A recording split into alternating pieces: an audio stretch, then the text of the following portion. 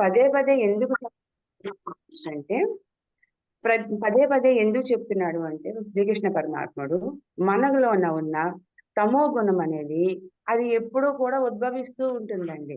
సాత్విక గుణంలో ఉన్న, రజో గుణంలో ఉన్న, శుద్ధ సాత్వికంలో ఉన్నా కూడా ఒక్కొక్కసారి అది ఇసుక రేణువంతా ఉంటుందంటండి. మన ఆత్మ స్వరూపంలో ఇసుక రేణువంతా తమో గుణం ఉండి అది మనల్ని పరుస్తుందంటండి. ఆ ఉద్రేకపరిచినప్పుడు తమోగుణం అనేది మనలోని ఎప్పుడైతే అది ఎలా స్టార్ట్ అవుతుంది అనేది కూడా మనకు తెలియదండి. ఎందువల్లంటే వాటి సందర్భము గాని, వాటి సమయము గాని వచ్చినప్పుడు మనలోని అణగారిపోయి ఉన్న ఆ కాస్త ఇసుక రేణువంత ఆ తమోగుణం అనేది మనలో నుంచి బయటకొస్తుంది అని చెప్పేవారు మా గురువుగారు. అది నిజమేనండి. ఎందుకంటే నేను సాధన చేస్తున్నాను. నేను ఎంతో చక్కగా దాన ధర్మాలు చేస్తున్నాను. నా జీవితం హ్యాపీగా ఉంది. నాకెలాంటి చికాకులు లేవు. ఐయామ్ ఓకే అనుకునే సమయంలో ఏమవుతుందంటే ప్రకృతి తరపు నుంచి గాని, లేకపోతే మన కర్మ మన జీవితంలో అనుభవించవలసిన కర్మల ద్వారా గాని మనము వాటిని పొందవలసి వస్తూ ఉంటుందండి. అయితే ఆ పొందినప్పుడు మనము కాస్త ఎరుకుతో ఉండాలి. ఆ ఎరుకనేది అరే నేను ఈ రోజు మాట్లాడుతున్న మాట ఎంత స్పష్టంగా ఆహ్, ఎంత ఎరుకుతో ఉన్నాను. నేను వాడే మాట అది కరెక్ట్ గానే వస్తుందా? ఎందుకంటే నేను విడిచే మాట అందరూ గమనిస్తున్నారు అనే ఒక్క స్పృహ గాని మనకు ఉంటే అది ఏంటంటే ఆ స్పృహ అనేదే బుద్ధండి.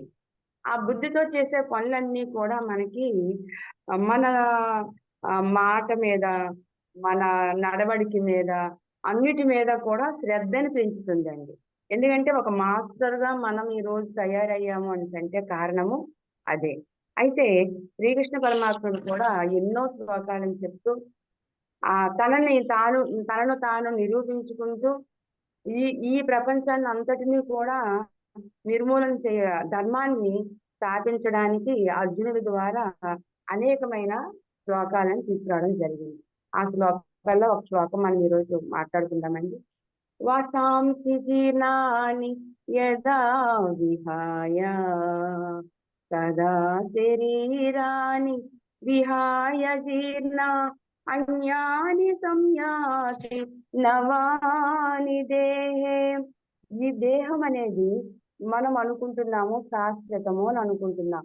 ఈ శాశ్వతం గాని దేహాన్ని మనము ఏ విధంగా అయితే దీని మీద వ్యామోహంతో మన జీవితం అంతా కూడా ఈ శరీరం కావలసిన అవసరాలని, ఈ శరీరంతో సంబంధించి ఉన్న అనేకమైన కర్మల్ని చేస్తూ మనము అనేక మనకి పనికిరాని కర్మలన్నింటినీ కూడా మనము పోగు చేసుకుంటున్నాం. అక్కడ శ్రీకృష్ణ పరమాత్ముడు ఏ విధంగా చెప్తున్నాడంటే జీర్ణము కాని పదార్థము వ్యర్థ పదార్థం ఏదైతే ఉందో అది మలము కింద ఏ విధంగా అయితే మరుసటి రోజు మన శరీరంలో నుంచి బయటికి పోతుందో ఎంత సులువుగానో ఎలాంటి ఇబ్బంది లేకుండా ఆ పదార్థం అనేది మన శరీరంలో నుంచి బయటికి పోతుంది. అలాగే మనలోనున్న ఈ జీవుడు కూడా శరీరాన్ని ఈ జీవితాంతం కూడా సరిగా వినియోగించుకోకుండా ఈ శరీరం తీసుకున్నాను అన్ని అనుభవించేసుకోవాలి, ఈ శరీరంతో ఉన్నాను దీన్ని ఎలా ఉపయోగించుకోవాలో కూడా అర్థం కాకుండా ఆ జీవితాన్ని అంతటినీ కూడా వృధాగా గడిపేస్తున్నాం. అదే అనేక జన్మల సంస్కారం 84 లక్షల జీవరాశుల తర్వాత మనకి మానవ శరీరం వచ్చింది అంటే మనం ఎంత ఉన్నతమైన వాళ్ళం అయితే గాని ఈ భూమి మీద జన్మ తీసుకోము కదా అని మనం ప్రతి క్షణము కూడా ఆలోచిస్తూ ఉండాలండి. ఆలోచించినప్పుడు అప్పుడు ఆత్మపరంగా ఉన్నప్పుడు ఈ శరీరాన్ని అబ్బా అద్భుతమైన శరీరం వచ్చింది కదా, ఈ శరీరం ఉంటుండగానే అనేక పుణ్యకర్మలు చేసుకుంటూ అనేకమైన ఆ దాన ధర్మాలు చేసుకుంటూ ఈ జీవుడు ఇందులో ఉన్న జీవుడికి కావలసిన ఆహారం ఏదైతే ఉందో, ఆహారము అంటే శరీరానికి కావలసిన ఆహారాన్ని మనం ఇస్తున్నాం కానీ లోన జీవుడికి ఉన్న ఆహారాన్ని మనం ఇవ్వలేకపోతున్నాం. లోన ఉన్న జీవుడికి ఆహారం ఏమిటంటే ఆత్మపరంగా ఆధ్యాత్మికమైన ఏవైతే ఉన్నాయో ఆ విషయాలన్నీ కూడా ఆ జీవుడికి ఆహారమే. ఒక మంచి సంగీతాన్ని వింటున్నప్పుడు పులకిస్తూ ఉంటామే అది ఆహారము. ఒక ఆధ్యాత్మికమైన విషయాలు వింటూ ఉన్నామే, అవగాహన చేసుకుంటున్నామే. రామాయణాన్ని, మహాభారతాన్ని, ఒక గురువు గురించి ఒక గ్రంథాన్ని చదివినప్పుడు, ఒక యోగి గురించి ఒక గ్రంథాన్ని చదివినప్పుడు, అది దానిని అవగాహన చేసుకుంటున్నప్పుడు, అరే నా జీవితాన్ని కూడా నేను ఇంత ఉన్నతంగా మార్చుకుంటే బాగుంటుందే అని ఏదైతే ఫీల్ అవుతూ ఉంటామో అది ఆహారం. అలాంటి ఆహారాలన్నీ ఆ జీవుడికి మనం ఎప్పుడైతే సమర్పిస్తూ ఉంటామో, వసాంతి జీర్ణాన్ని, అనేక జన్మల కర్మలన్నీ కూడా ఈ ఈ ఈ జీర్ణించుకునేటప్పుడు, అవగాహన చేసుకునేటప్పుడు మన కర్మలన్నీ కూడా డిలీట్ అయిపోతాయంటండి.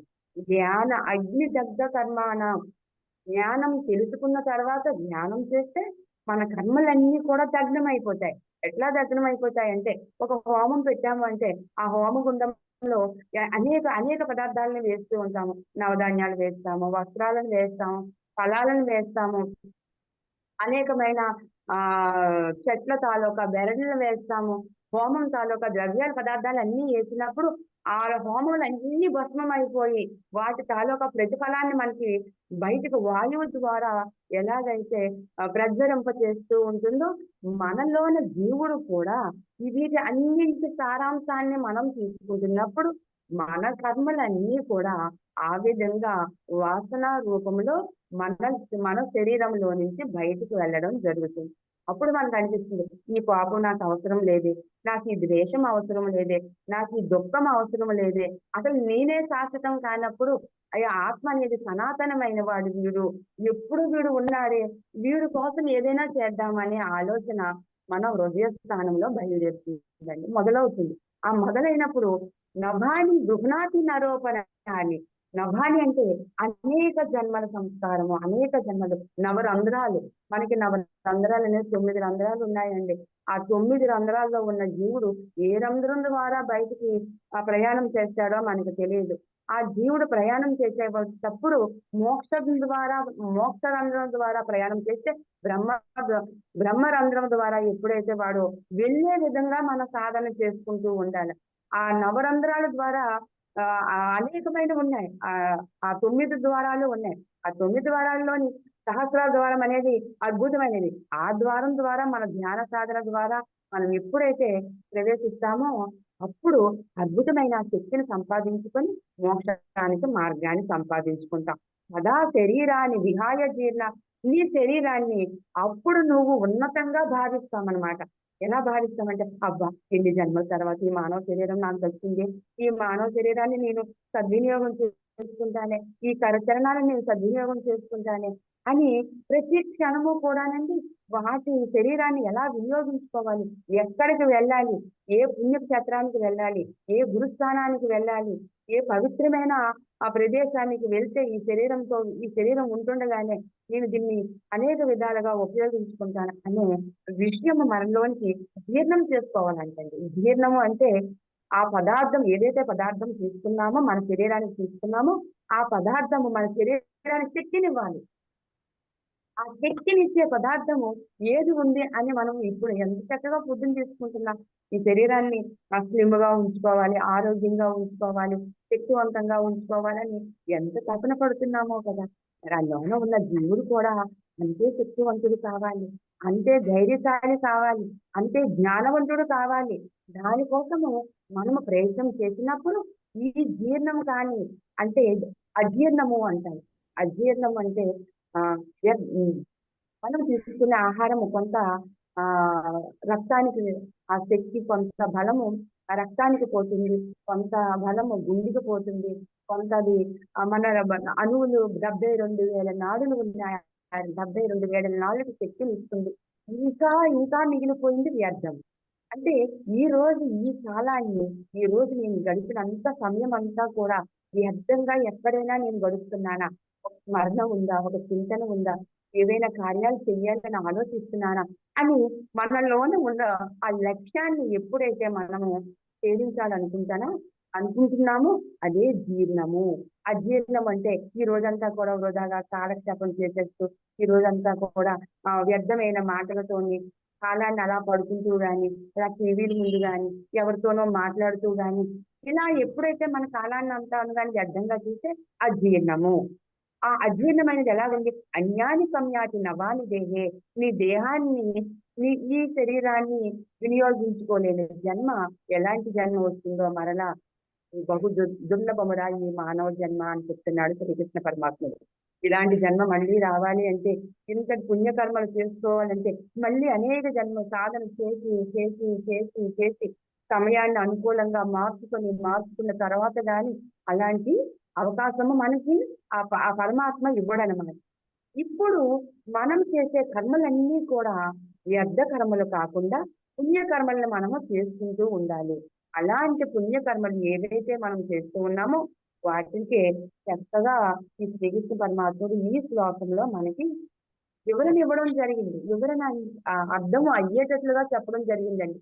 శ్వాసాంకి జీర్ణాన్ని, మనం తీసుకునే ఆహారము, మనం తీసుకునే ఈ శరీరం తీసుకునే ఆ లోన ఉన్న జీవుడు, ఆ విహాయ అంటే అనేక జన్మల నుంచి మనం వస్తున్నాము, అనేక జన్మల నుంచి కర్మలు చేసుకుంటున్నాము, అనేక జన్మల నుంచి పుణ్యకర్మలు పాపకర్మలు రెండు బ్యాలెన్స్ చేస్తేనే ఈ మానవ శరీరం మనకు వస్తుంది.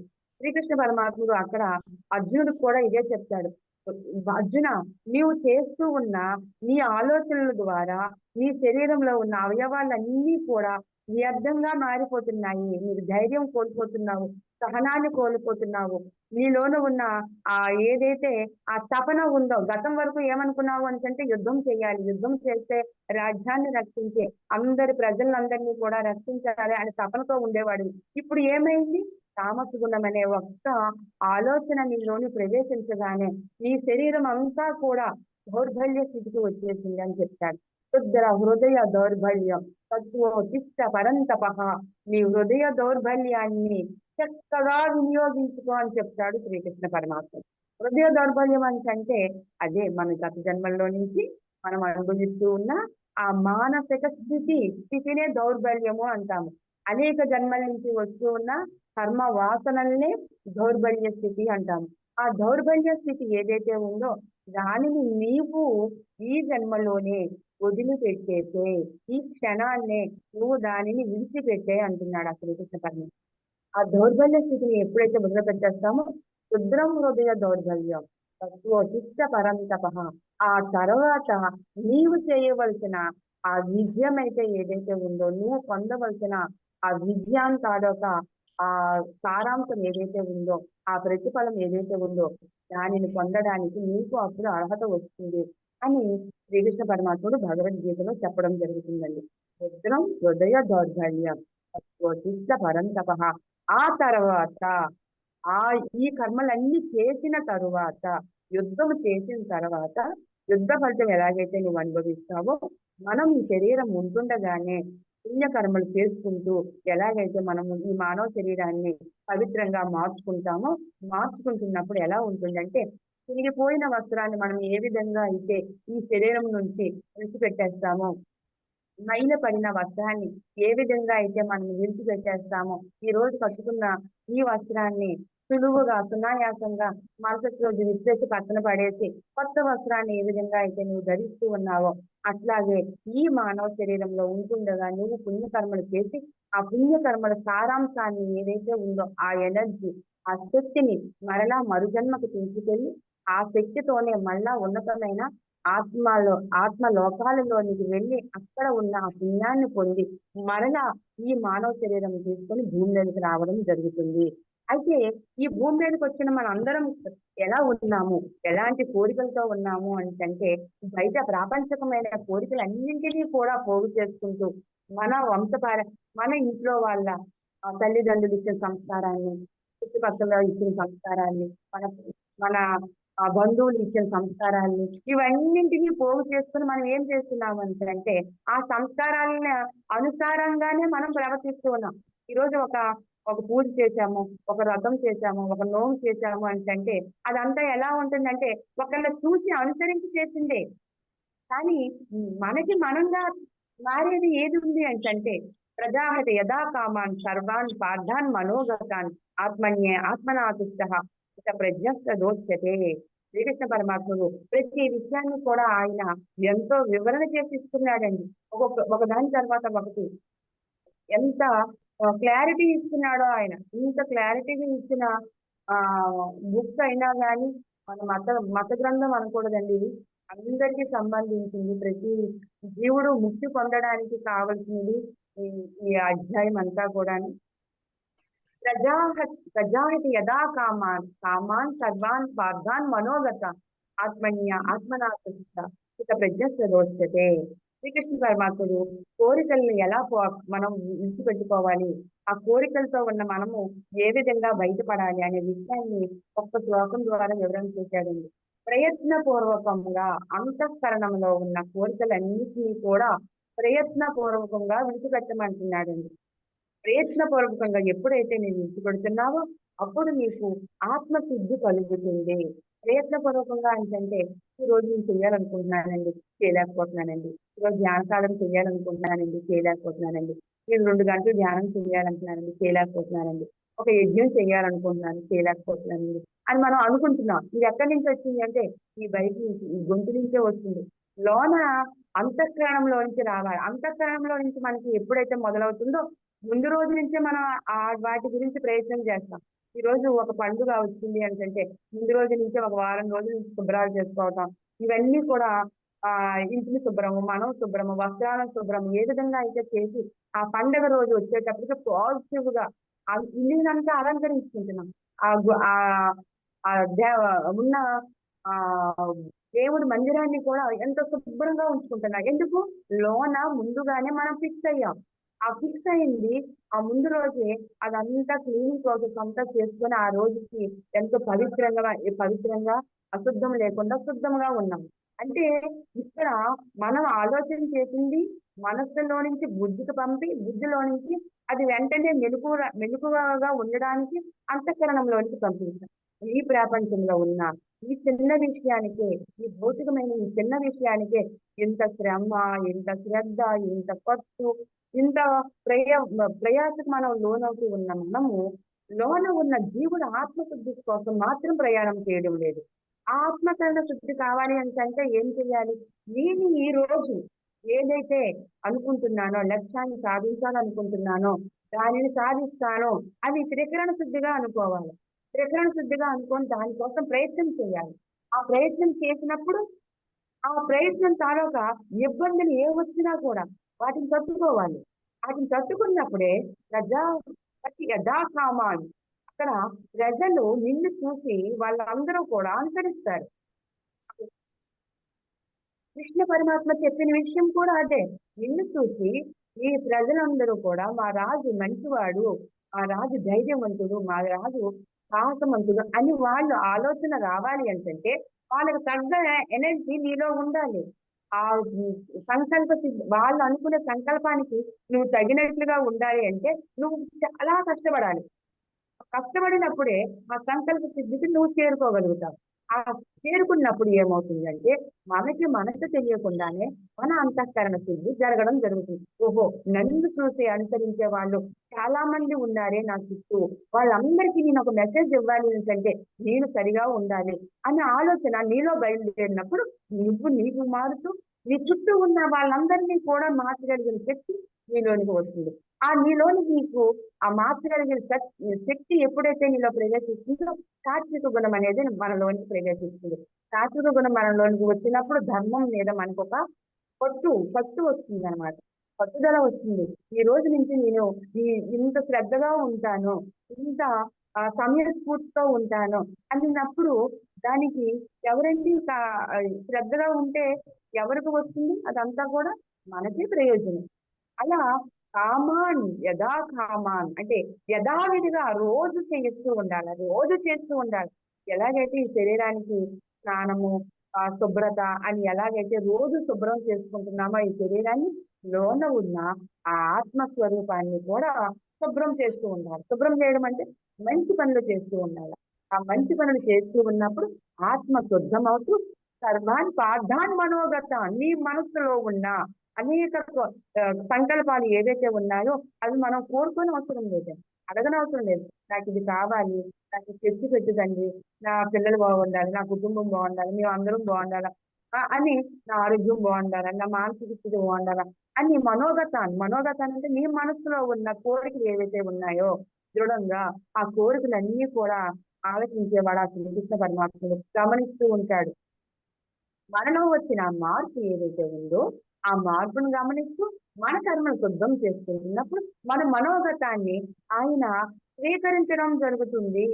అక్కడ ఆ మనస్సులోని అర్జునుడు ఆ యుద్ధ భూమిలో ఉన్న మనస్సులో ఉన్న ఆందోళన ఆ శ్రీకృష్ణ పరమాత్ముడు తెలుసుకున్నాడు కాబట్టి ఆయన్ని మొదలు నుంచే వేర్ల నుంచే ఆయన్ని శుద్ధం చేయాలనే ఆ సంకల్పంతో ఆ ఇన్ని విషయాలను ఆయనకు చెప్పడం జరుగుతుందండి. అలా ఆత్మన్యే ఆత్మనాతిష్ట, నీ ఆత్మని ఉద్ధరించుకోవడానికి వచ్చావయ్యా పరమాత్మ. అనేక ఆత్మను ఉద్ధరించడానికి నీ మార్గంలో వాళ్ళందరూ నడవడానికి వాళ్ళు వేసి ఉన్నారు. ఈ జన్మలోనే కాదు, ఈ జన్మలోనే కాకుండా అనేక జన్మలు నీ గురించి నా గురించి కూడా మాట్లాడుకుంటారయ్యా అని అర్జునుడికి ధైర్యాన్ని ఇవ్వడం జరిగింది అక్కడ శ్రీకృష్ణ పరమాత్మ. అంటే ఈ భగవద్గీత ఈ శ్లోకాలు చదువుతున్నప్పుడు అంతా కూడా మనకి ఒక ధైర్యం వస్తుందండి. మనలోని తెలియకుండా ఓహో, ఇంత ధైర్యాన్ని అక్కడ పరమాత్ముడు ఆయనకి ఇచ్చాడు అంటే ఆయన ద్వారా మనం అందరం పొందడానికే కదా ఈ శ్లోకాలందరి ఈ గురువు గారందరి మలయాళ స్వాముల వారండి సంస్కృతంలో ఉన్న శ్లోకాలన్నిటినీ కూడా తెలుగులోనికి అనువాదం చేసి వాటిని మనకి సరళంగా అంటే అజ్ఞానంతో ఉన్న వాళ్ళము మానవులు అంతా కూడా అజ్ఞానంతో ఉన్న వాళ్ళము. ఈ అజ్ఞానంతో ఉన్న ఈ మానవులందరినీ కూడా జ్ఞానవంతులుగా మాధవులుగా మార్చడానికి కోసం ఆయన ఎన్నో ఉదాహరణతో మన జీవితంలో ఉన్న సంసారంలో ఉన్న విషయాలన్నింటినీ కూడా పొందుపరిచి సంసారానికి అక్కడ ఆధ్యాత్మికానికి కూడా ఎంతో దూరం లేదు. మనసుకి బుద్ధికి ఎంత దూరం ఉందో అంతే దూరం ఉంది. ఈ మనసుని ఛేదిస్తే బుద్ధికి వెళ్తాము, బుద్ధి స్థిరం చేస్తుంది, నీ మనసుని బుద్ధి స్థిరం చేస్తుంది, ఇంకెవరూ స్థిరం చేయలేరు అని అక్కడ అర్జునుడికి కృష్ణుడు చెప్పడం జరిగింది. మనం కూడా మన మనస్సుని పదే పదే చెప్పాలి. నేను ఇది కాదు, నేను ఒక సంకల్పం మీద ఈ భూమి మీదకి వచ్చాను, ఆ సంకల్పాన్ని నెరవేర్చుకోవాలి అన్నప్పుడు ఆత్మనాతుష్ట, నీ తృష్టత అంటే కోరిక, తృష్ణ అంటే కోరిక.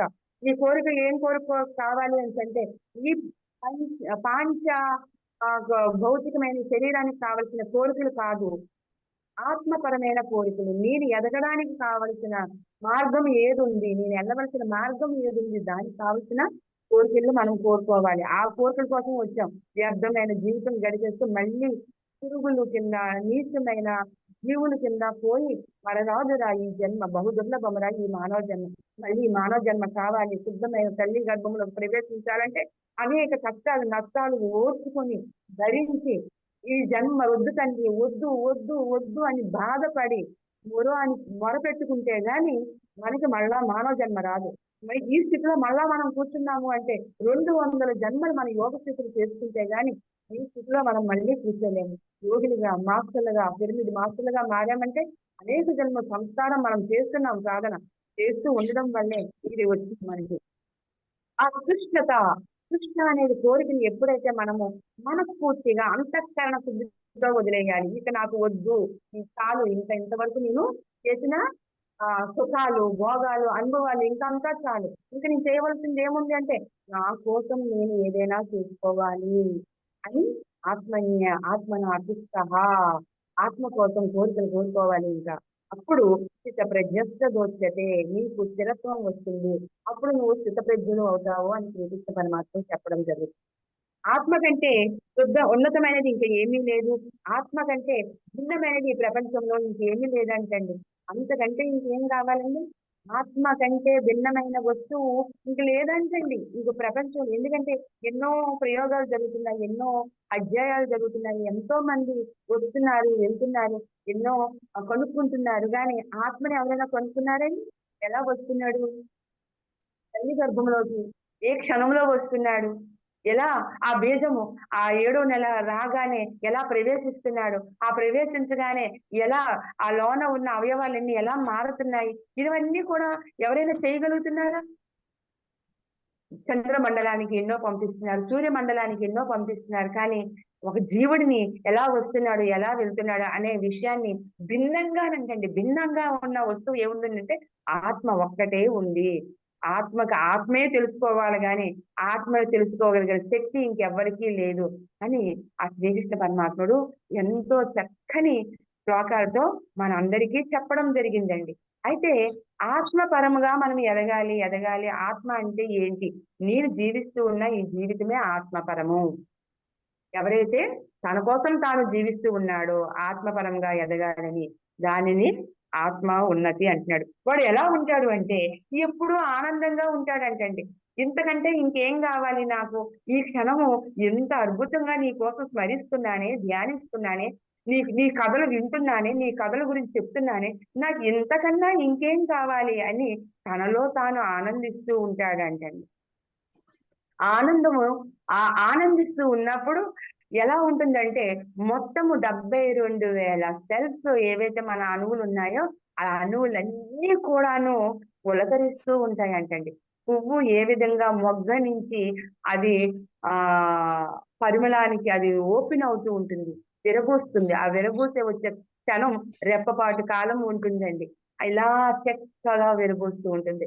అట్లా మన జీవితాలు ఈ ఈ సంసారంలో ఉంటూ మొగ్గల నుంచి పువ్వు వచ్చేటప్పటికి ఎంత అందాన్ని ఇస్తూ ఉందో అట్లా మన జీవితాలు అంత అందంగా తయారైపోతూ ఉంటాయండి. అట్లా తయారవుతూ ఉన్న ఆ జీవితాలను అన్నింటినీ కూడా మనం ఎలా మార్చుకోవాలి, మనం ఏ విధంగా వాటిని ఆ జీవితాలని ఏ విధంగా అయితే మనము పొందుతాము, ఎలా పొందాలి, ఆ పొందడానికి మార్గాలు ఏంటి అంటే శాస్త్ర జ్ఞానము చేత గాని అభ్యాస యోగము చేత గాని ఈ రెండు పొందవచ్చు అని శ్రీకృష్ణ పరమాత్మ చెప్తాడు. అర్జున, కృష్ణ నువ్వు చెప్పినవన్నీ చాలా బాగున్నాయ్యా, వినడానికి వినాలనిపిస్తూ ఉంది. నువ్వు చెప్తూ ఉంటే ఎంతో అద్భుతంగా ఉన్నాయి ఈ విషయాలన్నీ కూడా.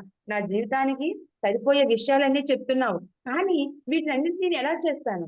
ఏ విధంగా చేస్తే నేను నా కోల్పోయిన శక్తిని మళ్ళీ నేను పొందుతాను, ఆ కోల్పోయిన ఆ ధైర్యాన్ని మళ్ళీ నేను పొందుతాను అంటే ఆత్మజ్ఞానం పొందాలి అని అనుకునే వ్యక్తులు ఎవరైతే ఉన్నారో వాళ్ళు శాస్త్రాలను అనుసరిస్తూ, శాస్త్రం అంటే మన పురాతనమైనది ఏవైతే గ్రంథాలు ఉన్నాయో, యోగులు ఏవైతే వాళ్ళ జీవిత చరిత్రలు ఏవైతే ఉన్నాయో వాటిని అభ్యాసం చేస్తూ అభ్యాస యోగము చేత గాని వాటిని అవగాహన చేసుకుంటూ ఎప్పుడైతే మనము అనుభవ జ్ఞానము ద్వారా, మళ్ళీ ఇక్కడ మళ్ళా చిన్న విషయాన్ని పెట్టాడు ఆయన. శాస్త్రాలు చదివాము, రామాయణాన్ని చదివాము, భాగవతాన్ని చదివాము, ఎంతో ఎంతో మంది పురాణ ఇతిహాసాలు అన్ని చదివాము. కానీ మనము వాటిని అభ్యాసం చేశాము, చదువుతున్నాము. ఆ శాస్త్రం అంటే నేను ఇన్నిసార్లు పారాయణం చేశానని చెప్తాం, కానీ అందులో ఉన్న ధర్మాన్ని ఎప్పుడు పట్టుకున్నాం మనం? అది ఎందుకు చెప్పాడు ఆయన? ఏ విషయాన్ని గురించి ఆయన మనకి రాముడు దేని గురించి మనకి ఎక్స్ప్లెయిన్ చేశాడు? అలాగే కృష్ణుడు దేని గురించి తన అవతారం తీసుకొని ఈ భూమి మీదకి వచ్చాడు? అయితే అవన్నీ విన్నాము, శాస్త్రాలు అవన్నీ శాస్త్రాలే విన్నాము, అభ్యాసం చేశాం, కథలుగా వింటూనే ఉన్నాం. ఎప్పటి నుంచి? మన చిన్నప్పటి నుంచి ఎప్పటి వరకు వాటిని వింటూనే ఉన్నాం. కానీ అవగాహన చేసుకున్నాం ఎప్పుడు? అవగాహన అంటే అనుభవ జ్ఞానం. అనుభవ జ్ఞానం రావాలి. అనుభవ జ్ఞానం ఎప్పుడైతే వస్తుందో, ఓ రాముడు ఏకపత్ని వ్రతుడు, రాముడు దశరథ మహారాజు, ఇట్లాగే అనుకున్నాం, కథల రూపంలోనే అనుకున్నాం. కానీ ఆయన ఒక యోగి.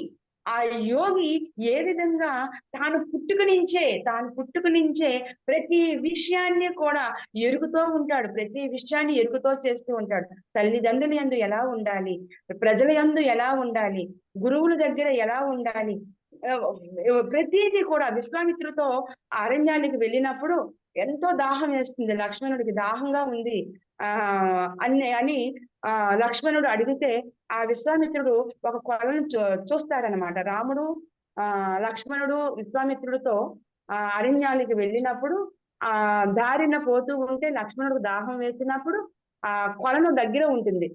కొలను దగ్గర ఉంటే దాహంగా ఉంది, నీళ్లు వెళ్ళి తాగుదామని అనుకుంటే అతను అంటాడు, విశ్వామిత్రుడు అంటాడనమాట, నువ్వు నీ మీద నియంత్రణ లేదు, మనం వెళ్తున్న కార్యం ఏ కార్యం మీద వెళ్తున్నాము?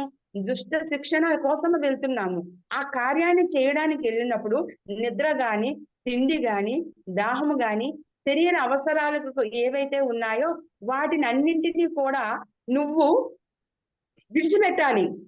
ఎప్పుడైతే నువ్వు వాటి యందు దృష్టి ఉంది అంటే నువ్వు చేయవలసిన గమ్యం ఏదైతే నువ్వు వెళ్ళాలి, ప్రయాణం చేయాలి, ఆ లక్ష్యాన్ని సాధించాలని అనుకుంటున్నావో దాని మీద నీకు ఏకాగ్రతను కోల్పోతావు అంటాడు. చూడండి, చిన్న విషయం, ఒక దాహము, పక్కన కొలను ఉంటుంది, దాహం తీర్చుకోవడానికి నీరు ఉంటుంది, ఆ నీరుని తాగడానికి కూడా వెళ్ళడానికి కూడా అనుమతి తీసుకొని, గురువు దగ్గర అనుమతి తీసుకొని వెళ్ళడానికి అనుకున్న సమయంలో గురువు ఏమన్నారు, నీ లక్ష్య సాధన దేనికోసం అయితే వచ్చావో దాని మీదే దృష్టి ఉండాలి, నీకు బయట ఉన్న విషయాల మీద, శరీరం మీద నీకు ఎప్పుడైతే ఆ దృష్టి మరిలిపోతుందో నీకు లక్ష్యం మీద నీకు ఉండదు దృష్టి అని అనగానే వెంటనే అంటాడనమాట, రామా నువ్వేం చేస్తావని అంటే, నాకంతా ఒకే దృష్టి గురువు గారు, మీరు ఏ లక్ష్యం మీద అయితే నన్ను ఈ అరణ్యానికి తీసుకొచ్చారో, శిక్ష రక్షణ కోసం ఏదైతే తీసుకొచ్చారో వాటి కోసమే నా దృష్టి అంతా ఉంది, కానీ నాకు దాహం లేదు, ఆకలి లేదు, నిద్ర లేదు, ఏమీ లేదు గురువు గారు అని అంటాడు. ఇది అసలైన లక్ష్యం, లక్ష్మణ ఇది నేర్చుకో నువ్వు అని అంటాడు. అంటే అభ్యాసం చేశాము, శాస్త్రాలను చదివాము, కానీ మనకు ఉన్నదాన్ని ఏదైతే అనుభవపూర్వకంగా తెలుసుకోలేమో అనుభవపూర్వకంగా తెలుసుకోవాలి. అనుభవపూర్వకంగా తెలుసుకున్నప్పుడు మనము సాధించవలసిన విషయాల మీద మనకి దృష్టి వెళ్తుంది. అప్పుడు మన పిల్లలు, మన భర్త, మన కుటుంబము, మన చుట్టాలు, మన పక్కాలు ఇవన్నీ గుర్తురావండి. ఎందుకంటే ఈ రోజు మనం ఒక రోడ్డు మీదకి ఒక ర్యాలీకి వెళ్తున్నాము, శాఖాహార ర్యాలీకి వెళ్తున్నాము అంటే మన చుట్టాలు చూస్తున్నారని అంటారు కొంతమంది. అవి బాబు అటువైపు మేము రామండి అంటుంటారు. మా బంధువులు చూస్తున్నారు అంటారు, మా ఇంట్లో వాళ్ళు చూస్తారంటారు. ఏం చూసేది, వీళ్ళందరూ మనతో రారు. ఒకనొక టైంలో మనమే పోతాం పైకి. మన ఈ ఆయుష్, ఆఖరి ఆయుష్ ఒక క్షణంలో ఉంది, వెళ్ళిపోతాం అన్నప్పుడు ఈ బంధువులు గాని, చుట్టాలు గాని, ఈ పక్కాలు గాని, ఈ కుటుంబంలో సభ్యులు గాని ఎవడూ రాడు. ఏదైతే నేను చేసుకున్నానో పుణ్యకర్మ, ఆ పుణ్యకర్మ మాత్రమే వస్తుందని ఒకే ఒక అనుభవ జ్ఞానం రావాలి. ఆ అనుభవ జ్ఞానం ఎప్పుడైతే నీలో ప్రవేశిస్తుందో అప్పుడు నీ జీవితం ఎలా ఉంటుందంటే, నిజం కురు కర్మత్వం కర్మ జాయోహి కర్మణ శరీరం యాత్రాపి చేతేన ప్రసిద్ధేన కర్మ. ఎంత అద్భుతంగా చెప్పాడో చూడండి. నీ శరీరము, నీ స్థితి జరగాలి, నీ యాత్ర జరగాలి, నీ శరీర యాత్ర జరగాలి, నీ శరీరంలో ఉన్న అనుభవాలు నీ శరీరంతో కూడుకున్న అవసరాలన్నీ తీరాలి. చూడండి, ఇక్కడ అవసరాలన్నీ కూడా తీరాలి అంటే ఎవరు ఏ స్థితిలో ఉంటే వారు ఆ అనుష్ఠానం తప్పకుండా అనుభవించే తీరాలి, చెయ్యాలి. ఎవరు ఏ స్థితిలో ఉంటే, చిన్న వయసులో ఉన్నప్పుడు ఆ యోగం ఏదైతే ఉందో ఆ యోగాన్ని చెయ్యాలి. యుక్త వయసు వచ్చేటప్పుడు ఆ యోగం ఏదైతే ఉందో ఆ యోగాన్ని చెయ్యాలి. మా యవ్వన వయసు వచ్చినప్పుడు ఆ స్థితిలోకి వచ్చినప్పుడు అక్కడ చేయవలసిన ధర్మం ఏదైతే ఉందో చెయ్యాలి. వృద్ధాప్యం వచ్చినప్పుడు అక్కడ చేయవలసిన ధర్మం ఏదైతే ఉందో చెయ్యాలి. వాన ప్రస్తావన వచ్చినప్పుడు అక్కడ చేయవలసిన ధర్మం ఏదైతే ఉందో ఆ ధర్మాన్ని చెయ్యాలి. అంటే ఇప్పుడు మన పుట్టుకతోనే మన ధర్మం అనేది మనతో పాటు మొదలయ్యింది. ఆ ధర్మము ఎప్పుడైతే మనం చేస్తూ ఉంటామో స్థితిలోని అనుష్ఠానం చేయడం వల్ల ఏమవుతుంది, ఆ సారం అంతా కూడా మనం చేస్తూ ఉన్న ధర్మసారం ఏదైతే ఉందో ఆ సారం అంతా కూడా కర్మయోగం కింద మారిపోతుంది అని చెప్తాడు ఆయన. నువ్వు చేసే ఈ ఈ 4 అవస్థల్లో నువ్వు చేసే కర్మ ఏదైతే ఉందో ఆ కర్మ అనుష్ఠానం అంతా కూడా కర్మయోగం కిందే మారిపోతుంది. ఆ కర్మయోగంలోని ఉన్నప్పుడు నువ్వు ఎరుగుతో ఉంటూ నేను కర్మను చేస్తూ ఉన్నాను, ఈ రోజు ఈ సమయంలో ఈ కర్మని నేను చేశాను, ఈ సమయంలో ఈ కర్మ నేను చేశాను అంటే ఉదయం అయింది, తెల్లవారుజామున 6 అయింది, 11 అయింది, 12 అయింది, 12 మధ్యాహ్న సమయము, సాయంత్ర సమయము, రాత్రి సమయము. సేమ్ మన కాలం ఏ విధంగా అయితే మారుతూ ఉందో మన శరీరంలో కూడా కాలం అదే విధంగా మారుతూ ఉంది. బాల్యము, యవ్వనము, కౌమారము, వృద్ధాప్యము, వృద్ధ ఆశ్రయము. ఈ 4-5 కూడా మనకి అనుకూలంగా మన శరీరంతో పాటు ఆ వాటిలో కూడా అనుభూతులు కలుగుతూ పొందుతూ మనం వస్తూ ఉన్నాం. ఇక్కడ నియతం కురు కర్మత్వం, నువ్వు కర్మలు చేయడానికి నియతము ఎప్పుడూ చేస్తూనే ఉండాలి అంట. రిలాక్స్ అవడానికి లేదని చెప్తున్నాడు ఆయన. రిలాక్స్ అవడానికి, కర్మల్ని చేయడానికి రిలాక్స్ లేదు అంటే నీ మనస్సు నీ బుద్ధితో ఎప్పుడు కలిసి ఉండాలి. ఆ కలిసి ఉన్న ఏకత్వాన్ని పొందాలి. మనస్సు బుద్ధి ఎప్పుడైతే ఏకత్వాన్ని పొందుతుందో కర్మ ధ్యాయోహ్య కర్మణః, నువ్వు కర్మలు చేస్తున్నప్పుడు ఆ కర్మల తాలూకా ప్రతిఫలాన్ని పొంది అనుభవం ద్వారా ఆ జ్ఞానాన్ని పొందిన వాడు అవుతావు. ఇప్పుడు మనం అంటూ ఉంటాం, మనం ఎవరికైనా 30-40 వచ్చిన తర్వాత, 40 సంవత్సరాలు వచ్చిన తర్వాత పిల్లలకు చెప్తూ ఉంటాం, అరే నాకు తెలుసు కాబట్టి నేను చెప్తున్నాను రా, నా అనుభవపూర్వకంగా చెప్తున్నాను అంటాం. ఏంటి అనుభవపూర్వకం అంటే దానిలోన అగ్గిని పట్టుకున్నాను అంటే అగ్ని కాలుతుంది అనే విషయం మనకు తెలుసును. అది వెంటనే ఏం చేస్తున్నాం, పిల్లలు అగ్గి దగ్గరికి వెళ్ళినప్పుడు జాగ్రత్తగా ఉండండి, అగ్గి కాలుతుంది, అది కాలే స్వభావం దానికి ఉంది, ఎందుకంటే నాకు కూడా అది కాలింది, నేను ఆ వేడిని చూశాను అని చెప్పగలుగుతున్నాం. చెప్పగలిగినప్పుడు ఏ విధంగా అయితే మనం చేస్తూ ఉన్నామో ఆ అనుభవపూర్వం అనేది మన లైఫ్ డిజైన్ కింద ప్రతి విషయాన్ని కూడా మనం అవగాహన చేసుకుంటూ వెళ్ళాలి. ఆ అవగాహనలోనికి మనం వచ్చినప్పుడు కర్మ ధ్యాయోకి కర్మణః, నీ కర్మలన్నీ కూడా అనుభవంతో చెప్పుతూ ఉన్నప్పుడు వాళ్ళు కూడా అవి ఆచరిస్తూ ఉన్నప్పుడు ఇంకా ఆ అగ్ని అనే విషయానికి గాని ఆ చెడు అనే విషయానికి గాని వాడు వెళ్లకుండా ఉంటాడండి. అనుభవపూర్వకంగా మనం చెప్పినప్పుడు వాళ్ళు అది ఆచరించినప్పుడు వాళ్ళు కూడా అదే అనుభవాన్ని ఇతరులకు చెప్పడం జరుగుతుంది. శరీర యాత్రాపి చేతేనా, ఈ శరీరము సరిగా నడవాలి అంటే ధర్మాన్ని అనుష్ఠానం చేయాలి. ధర్మం అనుష్ఠానం చేసినప్పుడు ప్రతి దీర్ఘైన కర్మణః, నీ కర్మ సిద్ధమవుతుంది, సిద్ధత్వం పొందుతుంది. సిద్ధత్వం ఎప్పుడు వచ్చింది అంటే నువ్వు చేసే ఈ అనుష్ఠాన కర్మల వల్ల శుద్ధత్వాన్ని పొందగలుగుతున్నావు అని అక్కడ మన శరీరంలో ఉంటున్నప్పుడు ఏ విధంగానైతే మనం చెప్పుకుంటూ వస్తున్నామో అలాగే అక్కడ శ్రీకృష్ణ పరమాత్ముడు కూడా అర్జునుడికి చెప్పడం జరుగుతుందండి. అనుష్ఠానం గాని లేకపోతే నిజంగా మనం ఎన్ని చదివినా కూడా వృధాయేనండి. కృష్ణుడు చక్కగా ఏమంటాము బృందావనంలో 16,000 మంది గోపికలతోని అష్టభార్యలతోని ఆనందంగా ఉన్నాడు. నిజంగానండి ఆ రాధాకృష్ణ చూస్తే ఎక్సలెంట్ ఆలోచనలతో ఆయన ప్రతి మెసేజ్ ప్రతి క్షణంలో కూడా రాధాదేవికి ఇస్తూనే ఉంటాడు. రాధాదేవిని ఎప్పుడు కూడా ఎరుకుతో ఉన్నట్లు చేస్తా ఉంటాడు కృష్ణుడు. ఎందుకంటే ప్రతి క్షణం కూడా పక్కన ఉన్న కొడుకే శత్రువు తనకి కృష్ణుడు. ఎప్పుడూ కూడా తండ్రిని పతనం చెయ్యాలని అనుకుంటూ ఉంటాడు. అయినా కూడా ఇష్టపూర్వకంగా తీసుకుంటూ ఉంటాడు కృష్ణుడు. తన ప్రతి విషయాన్ని కూడా తన కర్మానుసారంగా అనుభవిస్తూ ఉన్నాడు, తన కర్మలను అనుభవిస్తూ ఉన్నాడని ఆనందంగా తీసుకుంటూ రాధాదేవిని కూడా ఎరుకుతో ఉంటూ తన దుఃఖాల నుంచి తాన్ని బయట పడివేస్తూ ఈ క్షణాన్ని ఆనందంగా ఉందాం రాధా. ఎప్పుడో మనము ఆ ఈ మొత్తం అంతా కూడా నాశనం అయిపోతుంది అని అనుకుంటున్నాం. ఎరుకులం అంతా నాశనం అయిపోతుంది, ఎప్పుడో అవుతుంది, అది తప్పదు. అది నీ వల్ల నా వల్ల అది ఆపగలిగిన శక్తి లేదు. కానీ ఈ క్షణం ఎందుకు మనం ఆనందంగా ఉండకూడదు, ఎందుకు దైవాన్ని ఎందుకు స్మరించకూడదు, ఎందుకు మనం సమ్మేళనం అవ్వకూడదు అనేసి ఆయన చెప్పి ప్రతి క్షణము ఆవిడ్ని ఉన్నతమైన స్థితికి తీసుకెళ్తూ ఆ ఎరుకుతో ఉండే విధంగా మారుస్తూ ఉంటాడండి. అంటే అక్కడ నేర్చుకోవాల్సింది ఏంటంటే అక్కడ ఈ క్షణాన్ని మనం ఎంత అనుభవపూర్వకంగా ఉన్నాము. అక్కడ రాధాకృష్ణుడు కాదండి, మనం కూడా లీలలు చెయ్యాలంటాడు. ఒక యుద్ధం వస్తూ ఉంటే లీలలు అంటూ ఉంటాడు ఆయన. లీలలు చేయడం ఏంటి, ఆనందంగా ఉండడం. లీలలు అంటే ఆనందంగా ఉండడం, ఆనందంగా ఉండాలి అని అంటాడు ఆయన. ఆనందంగా ప్రతి క్షణాన్ని స్వీకరిద్దామంటాడు. అంతా శ్రీకృష్ణ పరమాత్ముడి దగ్గర నుంచి కృష్ణ దగ్గర నుంచి అంత నేర్చుకోవడానికి ఒక యోగి నుంచి అంత నేర్చుకోవచ్చు మనం. అలా ఒక యోగి ధర్మాన్ని చెప్పడానికి అనేక కష్టాలు పడతారండి వాళ్ళందరూ కూడా. ఒక ముముక్షుత్వం ముళ్ళ కిరీటం అనే ఒక అద్భుతమైన పుస్తకం ఉందండి, నిజంగా ఎక్సలెంట్ పుస్తకం. అది మీకు దగ్గరలో ఉంటే చక్కగా అనువుగా ఉంటే చదవండి మేడం అందరూ కూడా. నిజంగా చదువుతున్నంత సేపు కూడా ఆ హిమాలయాలు, ఆ తపస్వి, ఆ యోగి, ఆ చేసిన ఆచరణ, ఆ శుద్ధత్వము, ఆ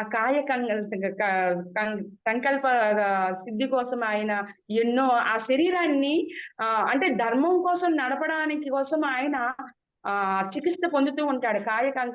కల్ప సిద్ధి అని ఆ చికిత్స ఆయన పొందుతూ శరీరాన్ని దృఢం చేసుకుంటూ మళ్ళీ యవ్వనంగా చేసుకుంటూ మళ్ళీ అనేక ధర్మాల్ని బోధిస్తూ అనేక క్షేత్రాలను దర్శిస్తూ అక్కడ ఉన్న వాళ్ళందరినీ కూడా ఆయన మార్చడం జరుగుతూ ఉంటుంది. అలాంటి యోగుల పుస్తకాలన్నీ కూడా అనుష్ఠానంలోకి తెచ్చుకోవాలి. మనకంటే కిందని ఎవరున్నారో, అంటే ఈ రోజు నేను ధ్యానం చేసుకున్నాను, ఈ 15 సంవత్సరాల్లో ఈ మాత్రం ఇంత నేర్చుకున్నాను, ఇంత నేర్చుకుంటే ఇంత ఆనందంగా ఉంది నాకు తెలియని వాళ్ళకి చెప్పొచ్చు కదా, ఎక్స్ప్లెయిన్ చేయొచ్చు కదా, ఓపిక్గా సహనంగా చెప్పొచ్చు కదా అనిపిస్తా ఉంటది. ఎందుకంటే వాళ్ళకి తెలియదు, వాళ్ళు ఇంత ఆ జ్ఞానాన్ని పొందడానికి పాపం వాళ్ళకి తెలియకపోవచ్చు, వాళ్ళ దగ్గర సమయం లేకపోవచ్చు. నేను ఒక్కొక్క చిన్న విషయాన్ని ఉదాహరణతో చెప్పొచ్చు కదా అని ఏ రోజైతే సంకల్పించుకున్నానో ఆ సంకల్పమే ఈ రోజు నన్ను ఈ విధంగా ఈ భగవద్గీతని చెప్పడానికి ముందుకి నన్ను తీసుకొచ్చిందండి. ఆ తీసుకొచ్చిన ఆ సంకల్పమే, చిన్న సంకల్పమే ఈ రోజు ఒక ఆ ఆత్మ అనుష్ఠానానికి చెప్పడానికి, చేయించడానికి కూడా అనుకూలంగా మారిందండి. Okay madam.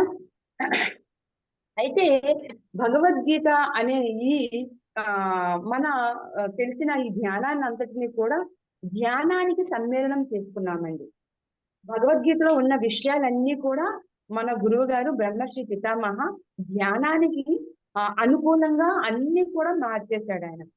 కళ్ళు మూసుకో, చక్కగా వేళల్లో వేలు పెట్టుకో, ఎలాంటి శబ్దం నువ్వు వినకుండా నీతో నువ్వు ప్రయాణం చేయు.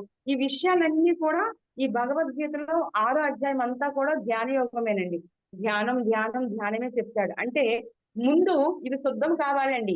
ఈ 5 అధ్యాయాలు కూడా మనం సిద్ధం అయినప్పుడు ధ్యాన యోగంలోనికి ప్రవేశించాలి.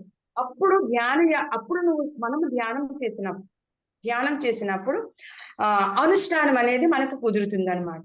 ఆ అనుష్ఠానం కుదరడానికి ఈ శరీరాన్ని ఈ 5 అధ్యాయాల ద్వారా కర్మ యోగము, కర్మ సన్యాస యోగము, జ్ఞాన యోగము వరకు కూడా మనము ప్రయాణం చేయాలి.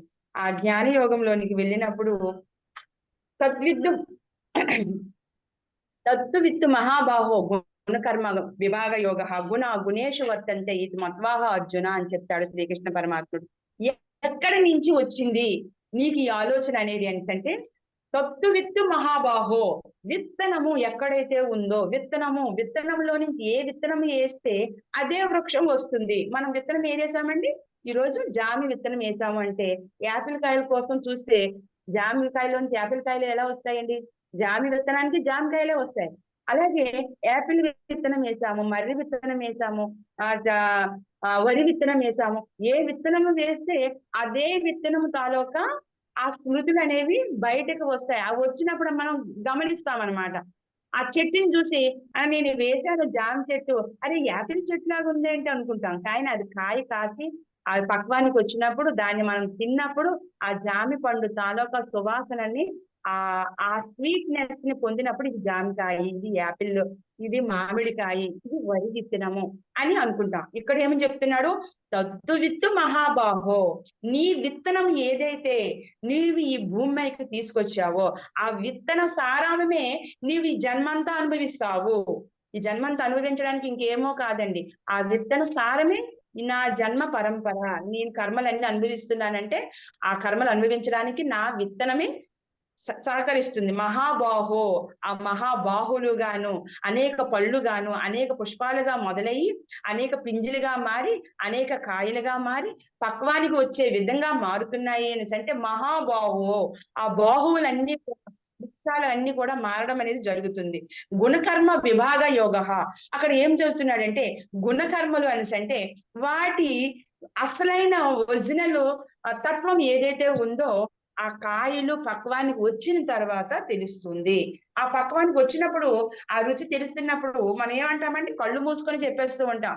కళ్ళు మూసుకున్నాం, గంతలు కట్టుకున్నాం, మన చుట్టూ అనేకమైన రకాల పళ్ళన్నీ ఉన్నాయి. ఒక 10 రకాల పళ్ళు ఉన్నాయి. అవి తీసి ఆ నోటి ఆస్వాదించినప్పుడు అది ఏవి పండు అని మనం ఎంత చక్కగా చెప్తున్నామంటే గతంలో ఆ పండు తాలూకా ఆ రుచిని, అనుభూతిని పొంది ఉన్నాం మనం. ఆ గుణాన్ని చూసి ఉన్నాం, ఆ సారాన్ని చూసి ఉన్నాం. గుణ కర్మ విభాగ యోగ, విభజన చేసాం. అనేక రకాలు ఉన్న ఆ పళ్ళ పదార్థాలని విభజన చేసి ఇది మామిడి పండు, ఇది జామి పండు, ఇది సీతాఫల పండు అని విభజన చేశాము. గుణకర్మ విభాగ యోగ గుణేషు వర్తంతే ఇది మత్వాహ అర్జున. అర్జున, నీది కర్మ ఎలా ఉంది అంటే గతంలో నువ్వు చేసుకొచ్చిన నీ కర్మ లక్ష్యం కోసం నువ్వు వచ్చిన పని ఏదైతే ఉందో నీ గుణం, అసలైన గుణము, ఆ క్షత్రియ గుణం ఏదైతే ఉందో ఆ క్షత్రియ గుణానికి అనుగుణంగా నువ్వు ప్రవర్తించు. అంతేగాని నీ క్షుద్ర హృదయ దౌర్బల్యంతో నువ్వు పిరికివాడి వలె పిరికితనంతో నువ్వు ఉన్నావు అని అంటే నువ్వు సాధించలేవు. ఆ సాధించలేని విషయాలు ఎలా ఉన్నాయి? గుణేషు వర్తంతే తామస గుణము, రజో గుణము, సాత్విక గుణము. ఇప్పుడు నువ్వు ఎలా ఉన్నావు? శుద్ధమైన గుణంలోనికి లేవు, నీచమైన గుణంలో ఉన్నావు. దాన్నే సాత్వికము అంటాము. ఆ సాత్విక గుణంలోనికి రజో గుణంలోనికి రా. రజో గుణం అంటే ధైర్యాన్ని తెచ్చుకో, సాహసాన్ని తెచ్చుకో. ఆ ధైర్యము సాహసం అనేది నీకు ఉంటే విత్ మత్వాహ సజ్జనతే, ఇంకా నీకు నేను చెప్పవలసింది ఏమీ లేదు. నువ్వు చేయవలసిన కార్యం ఏదైతే ఉందో నీకు స్పృహలోనికి వస్తుంది. ఆ స్పృహలోనికి వచ్చిన ఆ గుణాన్ని, ఆ గుణానికి తగ్గట్టుగా నువ్వు ప్రవర్తిస్తూ ఉంటావు అని అక్కడ అర్జునుడికి కృష్ణుడు చెప్పడం జరిగింది మేడం. అద్భుతమైన ఈ విషయాలన్నీ కూడా, ఎందుకంటే మా గురువు గారు చెప్పిన విధంగానే నేను చెప్పడం జరుగుతుందండి. భగవద్గీతలో ఉన్న అర్థం అయితే ప్రతి ఒక్కరం చదువుతాము. ఆ దానిని విడమర్చి చెప్పగలిగిన ఆశ్రమాల ద్వారా, ఆశ్రమంలో ఉన్న గురువులు మాత్రమే చెప్పగలుగుతారండి. ఎందుకంటే మేము ఆశ్రమ వాసులు. ఈ ధ్యానంలోకి రాకముందు 5 సంవత్సరాలు భగవద్గీత నేర్చుకోవడం. ఆ భగవద్గీత ఎంత సమయం అంటే మనం ఇక్కడ 1 అవర్ నేర్చుకుంటున్నాం, ఈ భగవద్గీత వింటున్నాం. కానీ ఆయన గంటలు చెప్పేవారండి. చాలా విషయాలు విడమరిచి చెప్పేవారు. ఎందుకంటే ఈ శరీరం ఉంటుండగా ఏం పొందాలి, ఏం పొందలేము చాలా దుఃఖంగా ఉండేది. ప్రతి విషయాన్ని దుఃఖంతో తీసుకునేదాన్ని, ప్రతి విషయాన్ని అసహనంగా తీసుకునేదాన్ని. ధైర్యం ఉండేది కాదు.